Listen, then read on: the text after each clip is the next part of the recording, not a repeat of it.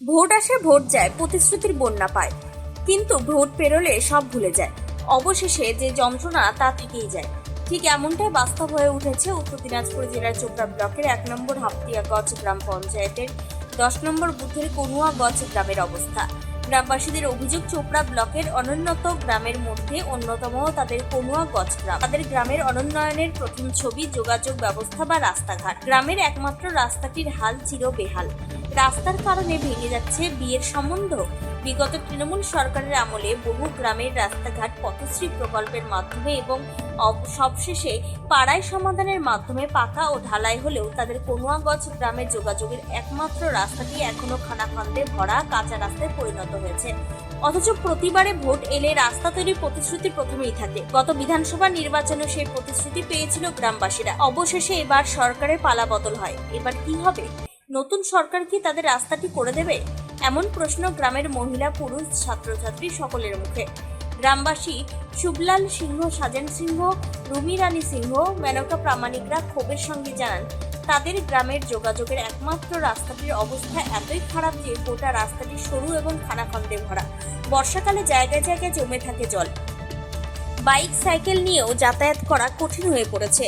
দুদিন থেকে ছোট 4 চাকা গাড়ি ঢুকে গেলে ক্রস করার কোনো উপায় নেই। বর্ষা এলেই গ্রামবাসীদের মাথায় হাত।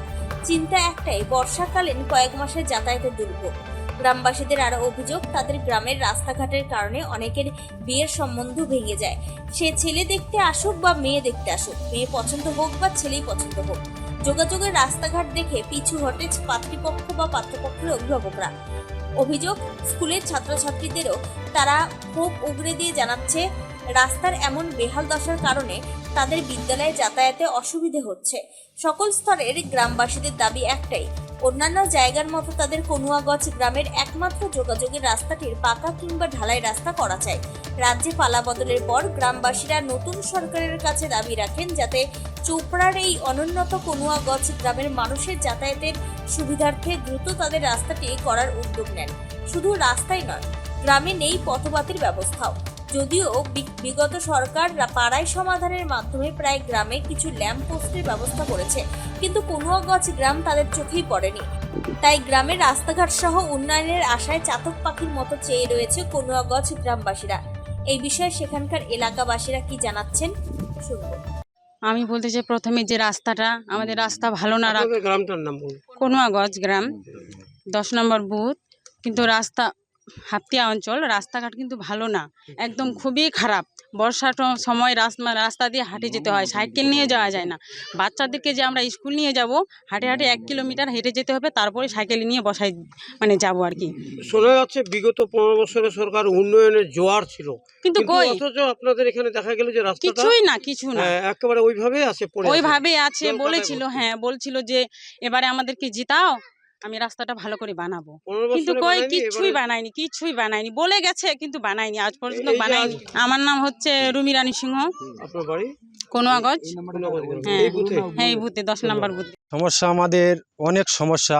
ওই আমার যতদিন মানে বড় হয়েছি দেখতেছি, এই সিপিএনের আমল থেকে শুরু করে টিএমসি আমল পর্যন্ত কিছু কাজ হয়নি আমাদের এলাকায়। এলাকায় বলতে আমাদের গ্রামে, আমাদের কোনো কাজ কিচ্ছু কাজ হয়নি। অনেকবার অভিযোগও করেছি, বারে নেতার কাছে দ্বারস্থও হয়েছি, কিছু সমস্যা পাইনি। এখন আমাদের এত সমস্যা, এই রাস্তা মানে এরকম অসুবিধা রাস্তাঘাটের। এই ছোট রাস্তার এরকম সমস্যা, একটা ছোট গাড়ি গেলেই আর দ্বিতীয় কোনো সাইকেলের যাওয়ার অবস্থাটাকে মানে পার করার উপায় নাই, তার সাইডে মাথায় করে হাতে করে নিয়ে রাখতে হয়। তার মধ্যে এই ছোট রাস্তার মধ্যে আমরা প্রায় দীর্ঘদিন দেখতেছি, 15-16 বছর থেকে এই বালু মাফিয়াদের এদিক দিয়ে রাস্তা যাতায়াত করে, এই রাস্তা দিয়ে যাতায়াত করে। তারপরে আমরা প্রতিবাদ করতে গেলে আমাদের ধমক দেওয়ার পর জান মারার ধমকে দেয়। এবার সোনাপুরে চপড়া কোনো এলাকা আসলে তোমাদেরকে দেখে নিব, করো, তার ভয়ে আমরা কিছু প্রতিবাদ করি না। এর মধ্যেই রাস্তা আছে, রাস্তা আসার এই কিছুদিন আগে রাস্তা আমাদের কমপ্লিট, রাস্তা কাজ কমপ্লিট, মানে রাস্তা আমাদের হবে। এই নতুন সরকারের প্রতি যে কতটা আশা আপনাদের, কি দাবিটা রাখবেন নতুন সরকারের কাছে? পথে আমরা আশা রাখবো যে বিগত সরকার আমাদের করে দিতে পারেনি, নতুন সরকারের বিশেষভাবে আবেদন রাখবো। আশাবাদী আমরা যে আমাদের এই রাস্তাটা ভালো মতো করে দেখ, ছোট রাস্তা ভালো মতো রাস্তা হয়। রাস্তাটা এরকম আমাদের যে স্কুলের বাচ্চা গাড়ি যায় না, তাই এর মধ্যে এখন তো মানে বর্ষা শুরু, বর্ষা এখনো আসেনি। কি বর্ষা নামটা কি আপনার নামটা বলুন। বর্ষা আসার পর এরও তো হাঁটু অব্দি জল আমাদের হয়, আচ্ছা, আচ্ছা, তো আমরা সাইকেল। যাতায়াত করতে পারি না। তা সরকারের কাছে আমাদের আশাবাদী, তা রাস্তা আমাদের করে দিক, এটাই আমি আশা রাখবো। তোমার নামটা? আমার নাম সাধন সিংহ।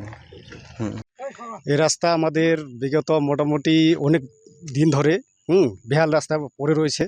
আর দ্বিতীয়ত হচ্ছে যে আমাদের যে গ্রামের যাতায়াতের যে সুবিধা আর অসুবিধা, পুরোপুরি অসুবিধা হয়ে পড়ে আছে।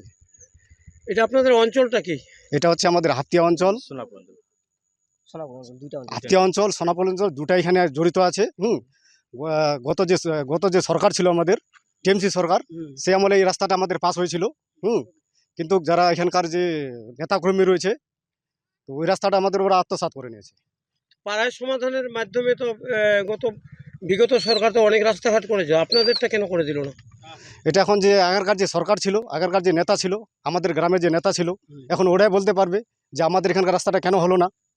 এই যে আপনাদের এত সমস্যা, গ্রামের মূল রাস্তা বেহাল পড়ে রয়েছে, তো এই বিষয়টা কি বিডিও অফিস বা পঞ্চায়েতের সমস্যার কথা জানিয়েছিলেন? হ্যাঁ, অনেকবার জানানো হয়েছিল, কিন্তু তাও কাজ হয় কাজ হয়নি। এটা হচ্ছে পোয়াখাল মৌজা থেকে শুরু করে, রেলগেট থেকে শুরু করে পাগলিগঞ্জ পিডব্লিউ রোড অবধি মোটামুটি 3-3.5 কিলোমিটার রাস্তা। আচ্ছা। তো এই রাস্তাটা আমাদের পাস হয়েছিল, কিন্তু কাজ হয়নি। কাজ হয়নি। গ্রামে এই রাস্তা না থাকা নাকি বিয়েও ভেঙে যাচ্ছে, বিয়ে হচ্ছে না। এটা সত্যি কথা। অনেকে এখন সম্বন্ধ নিয়ে আসতেছে, রাস্তার পরিস্থিতি দেখে কেউ সম্বন্ধ করতে চাইছে না। তো, আপনার নামটা? আমার নাম সুবলাল সিংহ, এই গ্রামের আমি একজন বাসিন্দা, কোনাগাছের গ্রাম। কোনাগঞ্জ গ্রামের বাসিন্দা। উত্তর দিনাজপুর জেলার চোপড়া ব্লকের কনুয়াগঞ্জ গ্রাম ঘুরে সুবল গোপের রিপোর্ট, টাইমস 14 বাংলা।